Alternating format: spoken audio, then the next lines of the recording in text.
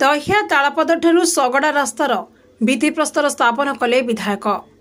पूर्त विभाग पक्षर 29,18,07,042 टंका अटकल मूल्य बौद्ध ब्लॉक दहिया तालपदु सगड़ा रास्तार भित्तिप्रस्तर स्थापन उत्सव अनुष्ठित होईछि।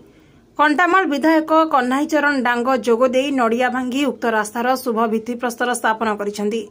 यापरे एक सभा अनुष्ठित होइतिला। उक्त कार्यक्रम में सम्मानित अतिथि भावे बौद्ध जिलापाल विभूतिभूषण नायक, बौद्ध वनखंड अधिकारी राजेन्द्र गोच्छायत, ब्लॉक उपाध्यक्षा पानेश्वरी देहुरी, बीजेपी जिला सभापति प्रेमानंद मिश्र, जिला जनमोर्चा सभापति अटल प्रधान, 4 नंबर जिला परिषद सभ्य इंजीनियर राकेश त्रिपाठी, 2 नंबर जिला परिषद प्रतिनिधि अनिल प्रधान, सरपंच विभूतिभूषण डांग, रुंडीमहल सरपंच पंचानन साहू, गुंदिलिया सरपंच धवलेश्वर सिंह, समिति सभ्य दल गंजन बेहेरा, युवनेता शांतनु थाटी, किशोर मेहर प्रमुख उपस्थित थिले।